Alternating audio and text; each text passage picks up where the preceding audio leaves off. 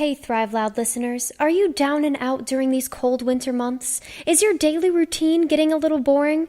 Do you need something that gets you motivated? Well then get up from what you're doing and get the blood flowing. Hit the gym, go for a hike in the cold, go for a run, do something. And while you're out there, pop in your headphones, load up your podcast app, and get inspired with the amazing content Thrive Loud with Lou Diamond has for you.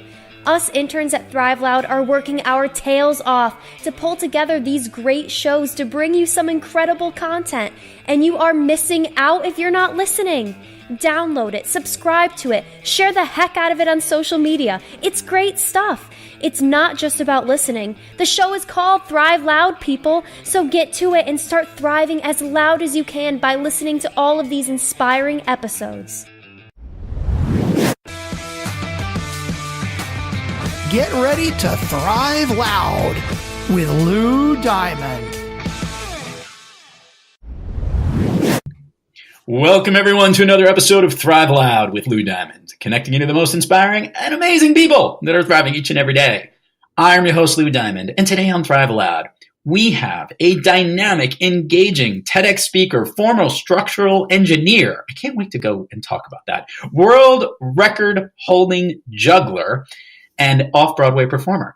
This amazing woman presents a new paradigm for leveraging the power of practice and process and staying flexible in the face of change. She redefined what's possible and offers continuous improvement and performance innovation for leaders and teams. Thrive Loud listeners, I've been wanting this woman on the show ever since I literally was just wowed and awed watching how unbelievably coordinated, talented, and sharp she is. The Jen Slaw is on Thrive Loud today. Hi, Jen. How are you? Great to be here. Thank you so much for having me. Love the show. I always get great insights and inspiration, so I'm thrilled to be on.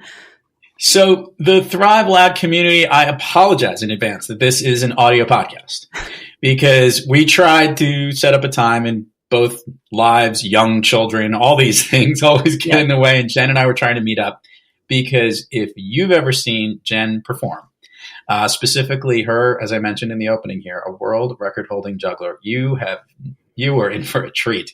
Not only impressive focus, but just a great overall skill, talent, and message. And of course, she has the best smile in the entire world. So you will see it from the artwork of the show, this amazing picture of her juggling balls at the same time. So you will have to use your creativity.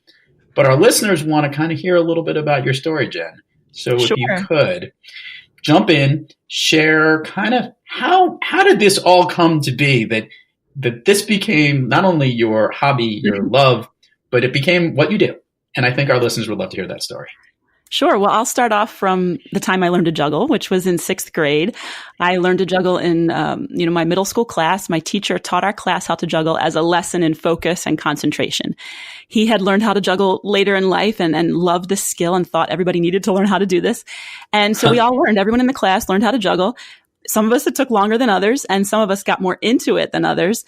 And I just loved it from the start. I loved this challenge, being able to do something that other people couldn't and finding, intricate patterns and ways of combining the balls. This teacher then went on to set up juggling club so that we could join the juggling club. We could start to pass different levels tests. And he had this whole system in place where we started performing for other kids. So from an early age, from 6th, 7th grade, I was performing. And I remember my first paid juggling gig. He took some of us out, some of us who got really into juggling. He took us out to an event at the St. Sahag Meshrab Armenian Church outside of Philadelphia.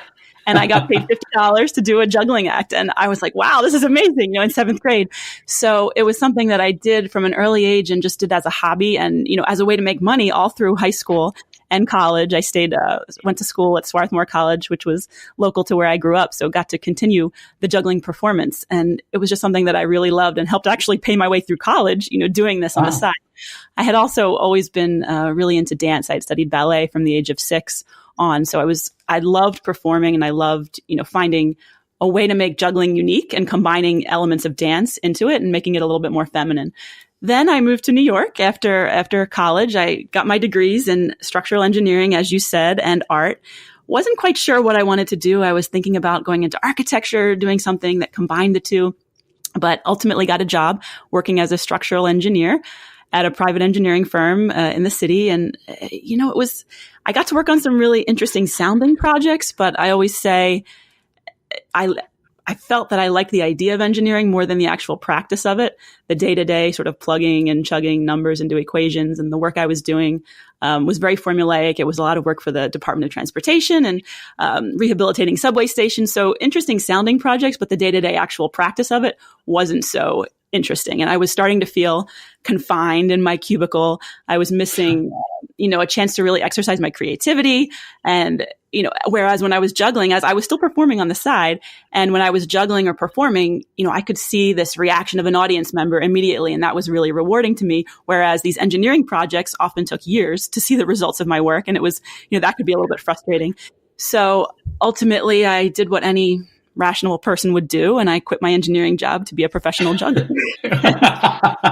So I want to put a pause on that. By the way, well played. Of course, that's what every other person would do. Let's just talk about for a second something you mentioned in there, that you were a dancer.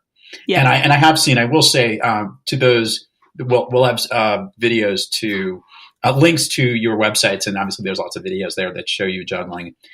You're very graceful.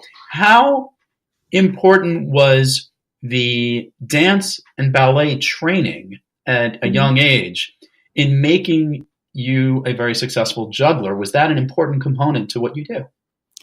Oh, I would say definitely. Especially ballet gives you such a wonderful foundation for physicality. And I think it helped to make me unique as a juggler. One, there aren't as many women jugglers. You see, often when you think of a juggler, you'll think of a male juggler. I was doing a gig once years ago and showed up.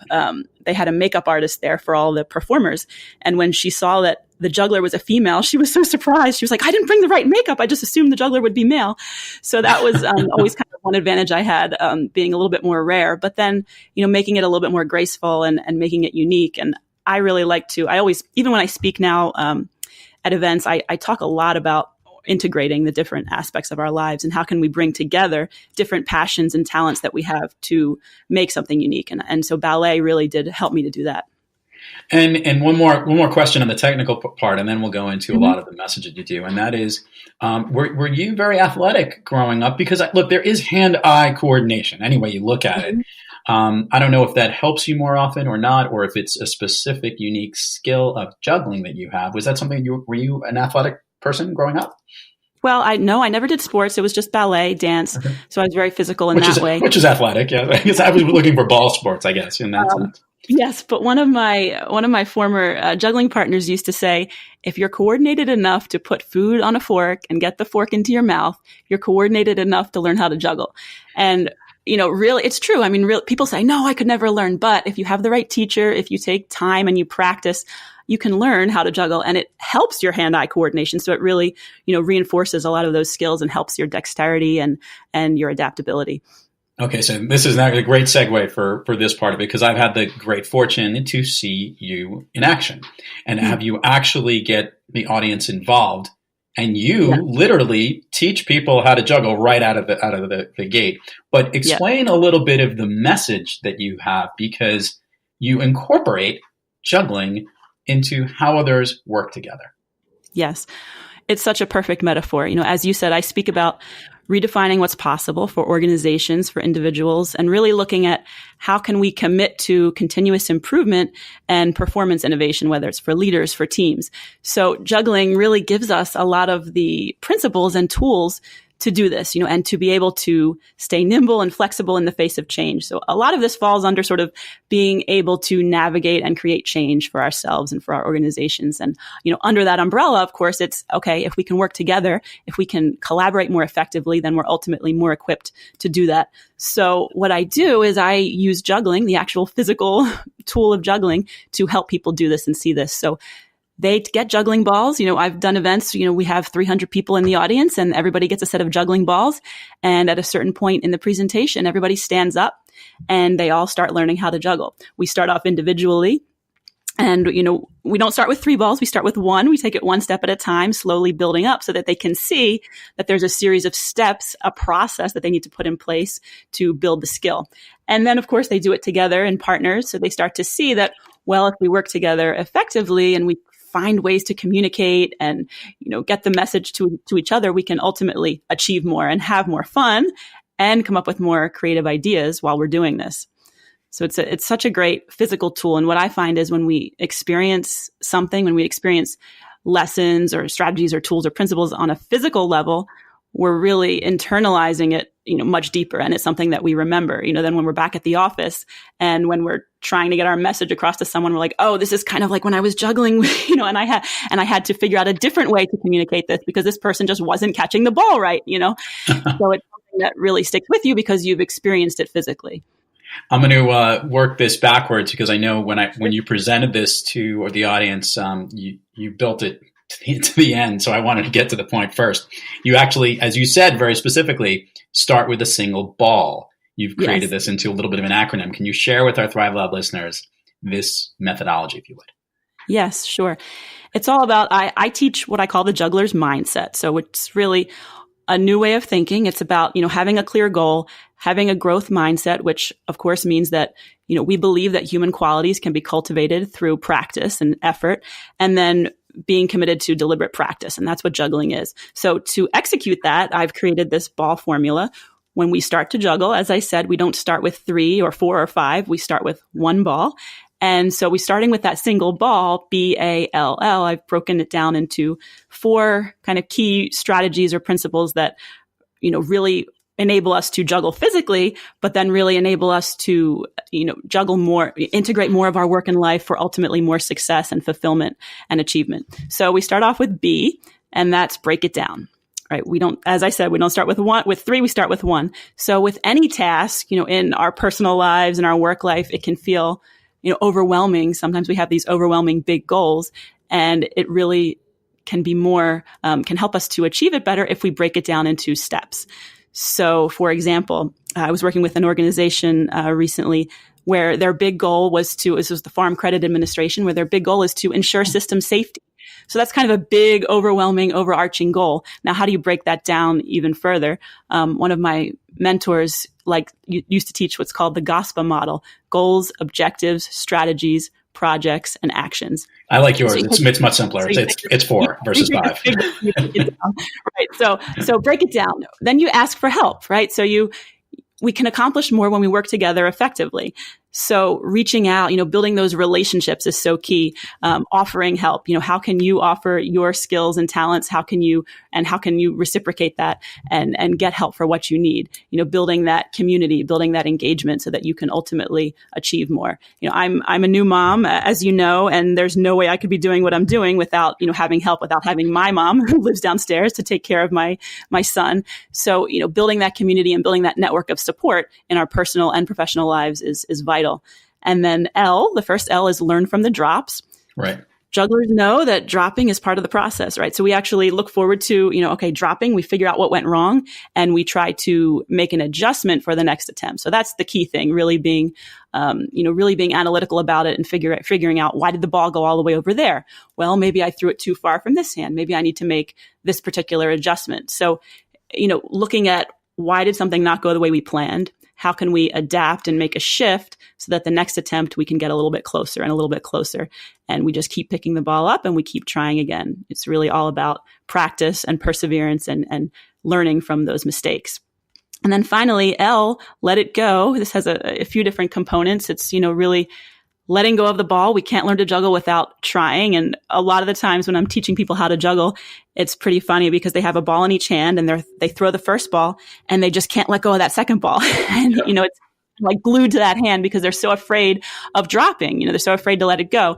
So we learn from those drops, we let it go, and then we look and see how we can make that adjustment. It's also about letting go of some of the control and learning how to delegate more effectively. And again, bringing in those people that can assist us and support us in our lives and business. I love it because the last 2 L's, the learn from the drops, is really embracing the failures and your mistakes and how to improve. And the importance of letting go, the only way you can grow and move forward is to let go. And it's an on-point message. And for those who juggle many things in life, I think I was going to make that analogy. Thank you for bringing it up. You're a mom. You speak, you work around, you do 60,000 things. Do you find yourself deploying your ball method, breaking it down, asking for help each and every day? Yes. Since becoming a mom, it's, I feel like I'm living this, and it's more challenging. Every day is a challenge. And, one of the things I used to talk about more is the idea of balance and, finding balance in our lives. And especially since becoming a mom, I'm kind of been saying, balance just doesn't exist. It's an impossible goal. And, it's really more of a juggling act. And some days you're going to be able to catch more balls than others. And so it's more of a balancing act over time. Long term, if we zoom out, we can find, some sort of balance and fulfillment in our lives if we're present in the moment and if we're focused on what we're doing at that moment. Juggling is not about multitasking. A lot of people think that, we have so many balls in the air, it's about multitasking. You can't juggle if you're not focused. And even if I'm juggling 3 balls, I'm focused on that one ball that's in the air for that split second at a time. So really about focus. And then what I find is the more we can integrate those balls that we're juggling, those balls of work and life, it's not about balance, but it's about integrating them and finding where they overlap and how can you strengthen the connections between the different balls you juggle. How can I involve my son in what I'm doing? And have a moment there where I'm practicing, but he's watching and there's this fun moment, and when you can start to integrate the different aspects of your life, then, you ultimately can get more done and can feel a little bit more balanced, in your life. Hey there! If you're enjoying how Lou is connecting with this guest in this interview, then just imagine how impactful he can be in person. As an international speaker and consultant, Lou Diamond is all about getting organizations to thrive through the power of connecting. To learn more about how you can hire Lou to speak at your company, your conference, or your next event, head on over to loudiamond.net and click the Book Lou button to learn more. He'll truly get everyone to thrive loud. All right, let's get back to the show. We are here with the Jen Slaw, who's juggling everything in this interview. I love it. I feel like I have to just.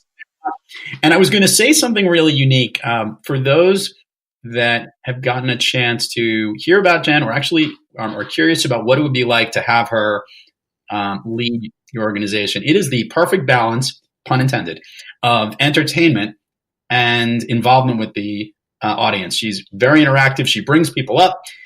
We have some people try to juggle or try to work together in groups, but then she also does some unbelievable juggling acts herself, which brings me to my question here. Mm-hmm. You're a world record holder in juggling. What are you a world record holder in juggling in? Well, I have a few juggling awards. I won an award years ago for creativity in 3-ball juggling, which I was pretty proud of. This was at an International Juggling Association festival, and it was really looking at who is the most inventive with new 3-ball tricks that we've never seen before. And I had some really interesting patterns juggling around my back and under my legs while sitting down that people hadn't seen before. But then the world records are actually in something called huggling, which is a combination of hugging and juggling. Have I huggled you, Lou? You have not, and I'm glad you just said that we're going to have a huggling. We are going to make that happen. So huggling is something that came out of the Off-Broadway show I was doing, you mentioned. And I was part of an Off-Broadway show. I co-wrote and produced an Off-Broadway show called Perfect Catch, a thromantic comedy. And it told the story of a boy and a girl, man and a woman fall in love through juggling. And really, sort of like a Broadway show where the story is told through song and dance, our story was told through juggling acts. And it was a wonderful, wonderful show for the whole family. But there was a moment when the boy and the girl come together in love, and they have this huggling moment where they're huggling and juggling behind each other's backs. And I just thought this was so fun. I started to think about, how could I take this to the next level? So my partner at the time, Michael, we started to set some world records in huggling, and we actually set a world record on live morning show, Good Day Philadelphia, where for the longest time huggling. And we actually had to stop. We didn't drop it. We had to stop because they were going to go to commercial. The segment was ending. So we have the longest time huggling. We also set a couple other records. Most people huggled in 1 minute, and a couple other random silly things. But you did it also on the Today Show, I believe, in New York City. Am I wrong? And attention, we kind of like the free hug movement. We myself and a couple other jugglers would hold up signs around New York City, free huggles. And that was sort of a fun social experiment, just a way of connecting in a different way and bringing smiles to people. And we got some attention over at the Today Show Plaza, where I got to huggle Al Roker and Matt Lauer. That's pretty cool stuff. And awesome. And I'm taking you up on the huggle thing. We will have to do that. That might be a promotion for this particular episode. So who knows? There we go. All right. So I love asking this question to all the guests on the show, Jen, and that is, we all have our off days. And obviously, as a relatively new mom, you understand what those days are like. And there are days when we are not thriving. So when you are having trouble thriving, who or what practice do you seek to get yourself back on the thriving track? Mm-hmm. Yeah, it's a great question. Juggling, believe it or not, juggling actually does help. That's why I use it as a tool to teach. And it's important for me as well when I feel like I'm getting off track. It's usually I haven't been doing something physical. I've been sitting in front of my computer too long. And sometimes just taking a break and juggling and getting back into my body can really help me. But the other thing is just connecting with other people. And I, by nature, I'm more of an introvert. So my first instinct is to kind of want to withdraw and reflect and kind of figure out what I need to do. But I always find the best way to get out of a rut is to get out of that place and reach out and connect to the different communities I'm in. So whether it's, the community I know you from, the National Speakers Association in New York City, just going to meetings and connecting with people and if there's a certain question that I'm stuck on, I can always find someone who's maybe had an experience similar and can offer some insights. I'm also part of an amazing online community called Showbiz Blueprint course, which is made up of entertainers and speakers who have gone through an online course about really how do we better market our services. So that's something that I can just jump onto Facebook and be like, I'm stuck with this, this challenge. Who has some advice for me and get some answers back. And that can really, I find that really helps to get me out of a stuck place. And also my son and just taking a moment to play with my son, He's really cute, by the way. For those who drive level, he's adorable. So I wanted to ask a question. Now, I actually can juggle, not as well as you are. Mm-hmm. And I have really only been ever able to juggle maybe 4 items at once. And the 4 wasn't really that hard because I was just doing 2 each with one hand. So I'm going to ask a 2-part question. One is the most number of objects, not just balls, that you've juggled at once. Mm-hmm. First question, what's the most number of items you've juggled at one time? The most number, 6 balls on a good day. It doesn't last long. Yeah. So I guess what the question is it harder to juggle multiple items or different types of items? Because I've actually seen you juggle from a box and a ball and a stick and a thing. Is it the uniqueness of the objects or the number of objects? What's more challenging for you? They're challenging in different ways. It's a great question.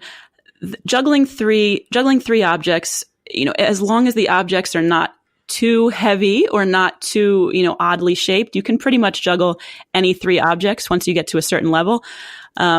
Juggling 4, 5, 7 balls is going to be a lot more difficult than juggling 3 objects of, say, different weights. But you've seen me do some pretty unique juggling. I have a technique that I created with a ball in a box, which is totally different. And it's what's called contact juggling, where instead of tossing the objects into the air, you're rolling the ball on the box, and it's creating this really sort of magical, magnetic illusion. And it looks simple in a way, but that's probably one of the most difficult things I do. And one of the things that took the longest to perfect and to get smooth, because it was really about focus and really about just repetition and muscle memory and doing it over and over and over again, to get it to look that smooth so that it's creating that illusion. So challenging in different ways. Mm-hmm. Well, and I think it's true in bringing it back to business, right? Or to life. I think that is true. I think if you have a lot of the same tasks to do, there is some cap that you hit with that one particular item to do, whether it's editing a podcast show or doing a number of speeches or preparing for a specific client. Those are all things that you can do. But when there are multiple tasks, which other leaders have to deal with, the finance of a company, raising money, closing business, managing people, doing all of that, you also hit certain caps. And I think those different things that we juggle, and to your point, it's your ball philosophy is really the best way to go about it. And to recognize when you need to balance these things one task at a time, because really multitasking doesn't exist. But it just seems like it because you're doing it all at the same time. I think that's what you prove when you're the best analogy I can come up with here is we're juggling things all the time. And I think you've just isolated the specific skill, and it really doesn't like people. So kudos to you for doing this for the world. I think it's awesome. Well, thank you. Yeah, the world would be a better place if we all learned how to juggle. It really would. Well, Jen, let's do this. Give me all the plugs. Give everyone the places that we can find you. We will have all of it on the show notes. However, it always comes best when it comes from you. Sure. Best place to find me, my website, jenslawspeaks.com. It's jenslawspeaks.com. And also on social media. So whatever the favorite platform, please reach out and connect with me on social media on LinkedIn, Jen Slaw, Instagram, Jen Slawgram, Twitter, Jen Slaw Juggles, Facebook, Jen Slaw. Just type in Jen Slaw, you'll find me, YouTube as well. And, best way to hear about updates is through social media. I have a few new things in the works, really thinking more about work-life integration for parents and how we can, especially creative freelancers, like myself, and how we can combine the work that we do with our children's, creative education and play.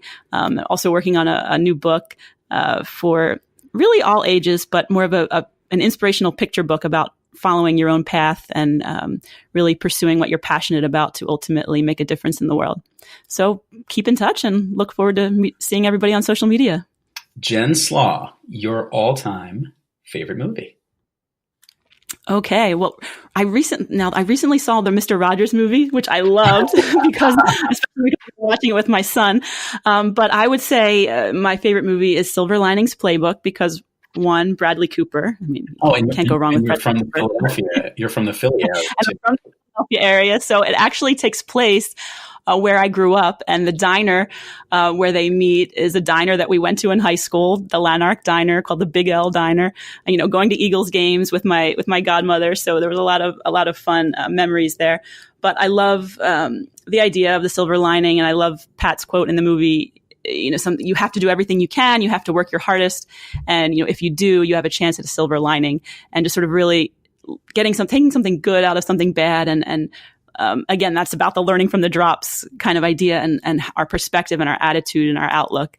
And of course, I love that they come together through dance because I have that background, and, that they find something that they're passionate about and then use that to uplift each other. Spectacular. Jen Slaw, could not have been more excited about the fact that I had you on the show today. I'm going to make sure that we plug all the things that are out there, and we are definitely going to have a fun little promo for this episode. I think we will enjoy. I'm due for some huggling. I'm excited about the huggling. Yes, we'll make it happen. All right. Jen, thank you so much for coming on the show. Thanks, Lou. It was great. And to all the Thrive Out listeners out there, keep thriving onward and upward. And remember, be brief, be bright, be gone. You've been listening to Thrive Loud with your host, Lou Diamond. Make sure to subscribe on iTunes, Overcast, or wherever you get your podcasts. And follow us on Twitter, Facebook, and Instagram at Thrive Loud. Or find us on the web at thriveloud.com.